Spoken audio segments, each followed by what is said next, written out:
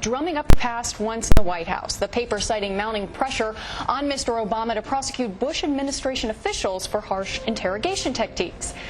Now former CIA Director Peter Gross is weighing in, warning Washington to keep its eye on the ball and not to put politics ahead of national security. Here to discuss this are Congressman Joe Stusek of Pennsylvania and Charles Boustany of Louisiana. Thank you guys for joining me today. I appreciate it.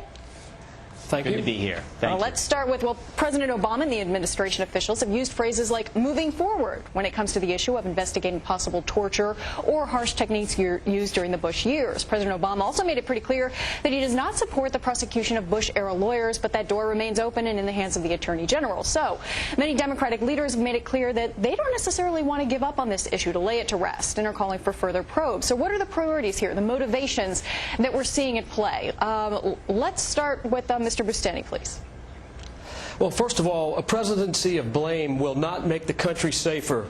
And what we need to do is have a thoughtful approach to the very complex problems that we're facing with national security and the economy. And so I think the president needs to exert leadership here. Thank you very much. And certainly we want to get Mr. Stusek in as well. Yes. As a Democratic congressman, I do believe we need to move forward. But I'd like to speak as having 3 decades in the U.S. military and heading the Navy's anti-terrorism unit after 9/11. I learned there that I operated under a compact with U.S. citizens, that I was responsible for operating in war under the rules of law, but I would also be held accountable for my actions. These memos that have been released make it obvious to some that some accountability is called for. However, I strongly believe that the 2 branches that might do it, Congress and the executive branch, are too politicized, and they will make it appear as though we're criminalizing normal authorization of policy decisions made in the normal channels. Therefore, what we must do is 2 things. 1, we should pass over to the 3rd branch under our Constitution, the judiciary branch, the evidence that is there, potentially with a special counsel, to see if those who designed these laws that might have broken the law should have criminal action takes against them. 2nd, like we did with the Church Committee after the CIA abuses of assassinations in the early 70s, but Congress can't do this, we're not legitimate enough, we're not nonpartisan enough, is established under some judges a commission that with real targets and very limited, giving immunity to those that come forward, learn why. Why did our intelligence have to go to these means and normal intelligence gathering wasn't sufficient? Why did Congress itself fail to give the oversight required?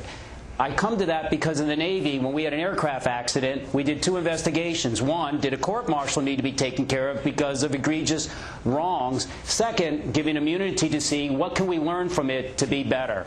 Congressman Stusek, thank you so much. I do want to give Congressman Boustany a chance there, because you're talking about moving things to the judicial branch, continuing with a probe to get answers.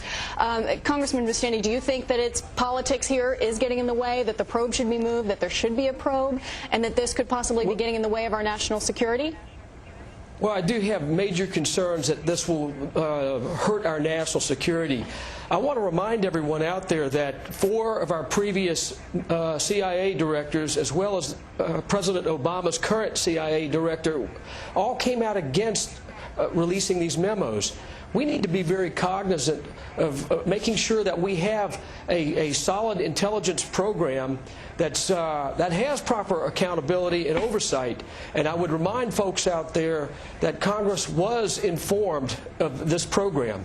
There was full accounting of the program to the leadership in Congress in a bipartisan way, and for them to come, for some to come out now and say that this is the first they've heard of it or they don't remember is a bit disingenuous. All right. Thank you very much, Congressman. I appreciate you guys for joining me today. It's a tough debate, but it certainly will go on, and we can expect another heated week in Washington. Gentlemen, thank you. Rick? When we come back, Molly, the head of